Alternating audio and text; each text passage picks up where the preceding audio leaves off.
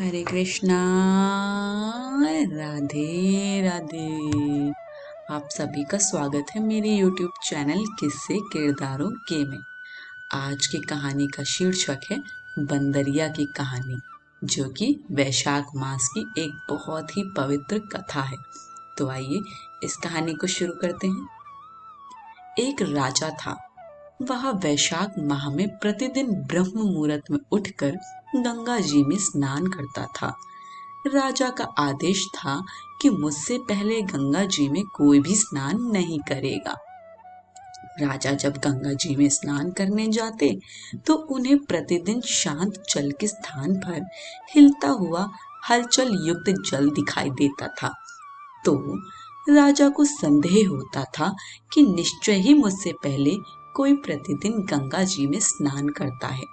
अतः राजा ने नदी के तट पर पहरेदार बिठा दिए। गंगा जी के तट पर एक वृक्ष था। उस पर एक बंदरिया रहती थी। वह प्रतिदिन राजा के स्नान करने से पूर्व स्नान करके वृक्ष पर चढ़कर बैठ जाती थी। इस प्रकार होते होते पूरा वैशाख माह व्यतीत हो गया। किंतु अंतिम दिन राजा के सिपाही ने देख लिया और उस बंदरिया को पकड़कर राजा के पास ले गए और कहा कि यह बंदरिया आपसे पूर्व प्रतिदिन गंगा जी में स्नान करती है। उधर राजा की प्रतिज्ञा थी कि यदि कोई भी स्त्री मुझसे पूर्व स्नान करती होगी तो मैं उससे विवाह कर लूंगा। इसलिए राजा को बंदरिया के साथ विवाह करना ही पड़ा। वैशाख स्नान के पुण्य से बंदरिया के गर्भ ठहर गया। 9 मास पूर्ण होने पर बंदरिया ने राजा से पूछा कि शिशु जन्म के समय मुझे क्या करना चाहिए। तब राजा ने महल में एक घंटी लगवा दी और बंदरिया से कहा कि जब तुम्हें दर्द हो तो उसे बचा देना, मैं संपूर्ण प्रबंध कर दूंगा। राजा की अन्य रानियां भी थी। उनकी कोई संतान नहीं थी। बंदरिया को गर्भ है यह समाचार जानकर अन्य रानियां मन ही मन बंदरिया से ईर्ष्या करने लगी और भावी संतान का नाश करने हेतु विभिन्न योजनाएं बनाने लगी। घंटी लगी देखकर एक रानी ने बंदरिया से इसका कारण पूछा। बंदरिया ने संपूर्ण वृत्तांत बता दिया। रानी ने बहकाया कि एक बार घंटी बजाकर तो देख ले कि राजा आते हैं या नहीं। बंदरिया ने घंटी बजाई तो राजा दौड़े दौड़े महल में आए और घंटी बजाने का कारण पूछा। इस पर बंदरिया ने उत्तर दिया कि मैंने तो रानियों के कहने पर घंटी बजाई थी। तब रानियों ने राजा से कहा कि यह तो पशु है और ना जाने कितनी बार घंटी बजाएगी। इस प्रकार कहकर उन्होंने घंटी को हटवा दिया। कुछ दिनों बाद बंदरिया के शिशु जन्म का समय आया तो उसने अन्य रानियों से पूछा कि मैं क्या करूं। तब रानी ने कहा कि तुम आंखों पर पट्टी बांधकर सो जाओ। बंदरिया के वैशाख माह के स्नान के पुण्य प्रताप के रूप में एक सुंदर पुत्र हुआ। शिशु के जन्म होते ही उसके रोने से पूर्व ही रानियों ने उसे एक टोकरी में रखकर दासी को दे दिया और आदेश दिया कि इसे नदी में बहाकर आओ और उस शिशु के स्थान पर एक पत्थर रख दिया। राजा को भी कहलवा दिया कि बंदरिया ने एक पत्थर को जन्म दिया। राजा ने सुना तो उन्होंने भी संतोष कर लिया कि जब दूसरी रानियों की संतान नहीं है तो यह तो बंदरिया है, इसके क्या संतान होगी। उधर दासी ने उस सुंदर शिशु को नदी में न बहाकर कुम्हार के खंदड़ में रख दिया। दूसरे दिन कुम्हार कुम्हारिन खंदड़ में आए तो वहां एक सुंदर शिशु को रोते हुए देखा। कुम्हार कुम्हारिन भी निसंतान थे। उन्होंने उस शिशु को अपने लिए भेजी गई भगवान की भेंट माना और बड़े प्रेम से शिशु का पालन पोषण करने लगे। कुछ बड़ा होने पर बालक को यह ज्ञात हुआ कि वह रानी बंदरिया का पुत्र है, जिसको रानियों ने मरवाना चाहा था। एक दिन वह बालक कुम्हार के बनाए हुए मिट्टी के हाथी घोड़े लेकर पनघट पर जा बैठा और दासियों को देखकर कहने लगा कि आओ रे मेरे मिट्टी के हाथी घोड़े, पानी पियो। जब दासियों ने यह बात सुनी तो वह हंसने लगी और बोली, अरे मूर्ख, कभी मिट्टी के हाथी घोड़े भी पानी पीते हैं क्या? इस पर उस बालक ने कहा कि कभी बंदरिया के भी पत्थर जन्म लेता है क्या? उस बालक की यह बात दासियों ने जाकर महल में कही।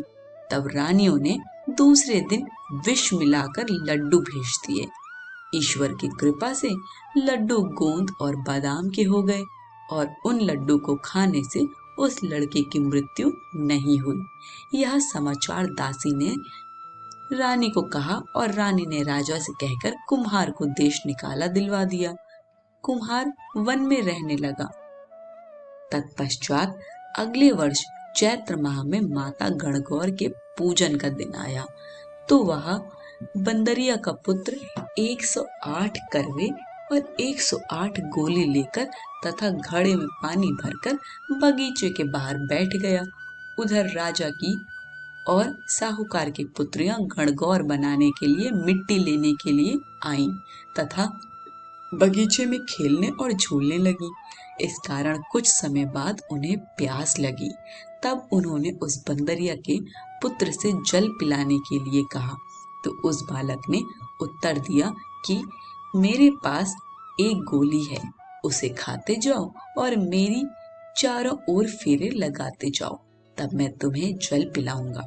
इस पर पहले तो कन्याओं ने मना किया, किंतु प्यास तीव्र होने के कारण मान गई। इस प्रकार गोली खाने और उस युवक के साथ फेरे लेने से वह गर्भवती हो गई।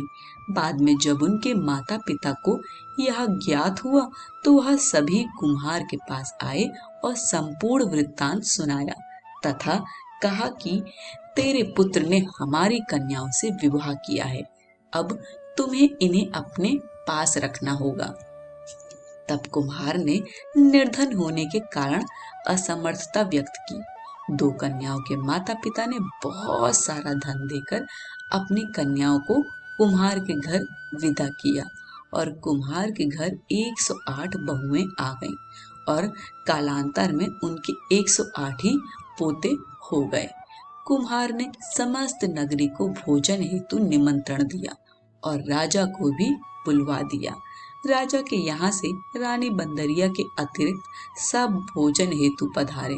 तब राजकुमार राजा की आज्ञा लेकर बंदरिया को लेने रथ पालकी लेकर गया और लाकर सभा में सबसे ऊंचे स्वर्ण आसन पर बिठाया।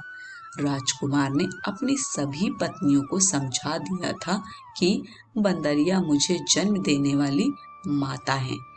एक एक बहू रानी बंदरिया के चरण स्पर्श करती गईं और एक एक सोने का सिक्का और पोते को गोद में देती गईं। जब राजा और अन्य रानियों ने यह सब देखा तो कुम्हार के पुत्र से इसका कारण पूछा। रानियों को तो संदेह होने लगा कि यह अवश्य ही बंदरिया का पुत्र है। इसलिए रानी और रूठकर राजा को कहने लगी कि कुम्हार के पुत्र ने हमारा अपमान किया है और बंदरिया का सम्मान किया है, अतः हम लौट कर जा रहे हैं। इधर राजा को पुत्र के जन्म का संपूर्ण रहस्य ज्ञात हो गया था, इसलिए उन्होंने रानियों को देश निकाला दिया और अपनी सभी पुत्र वधू एवं पौत्रों को लेकर महल में आया और राजकुमार का राज तिलक हुआ। कुम्हार कुम्हारिन को राजकुमार ने महल में रहने के लिए निवेदन किया, किंतु वह नहीं माने। तब राजा ने उन्हें ढेर सारा धन दिया। वैशाख स्नान का इतना महत्व है तो सबको वैशाख स्नान करना चाहिए। बंदरिया ने वैशाख स्नान किया तो उसे राजा का राज्य, पुत्र, बहुएं आदि प्राप्त हुई हैं। ईश्वर जैसे बंदरिया को पुण्य मिला, इस प्रकार हमें भी पुण्य देना। आज की कहानी यही समाप्त होती है। कहानी पसंद आई हो तो कमेंट बॉक्स में हमें अपना फीडबैक जरूर दीजिएगा। वीडियो को लाइक शेयर करें और चैनल को सब्सक्राइब करें। सभी को हरे कृष्ण, राधे राधे।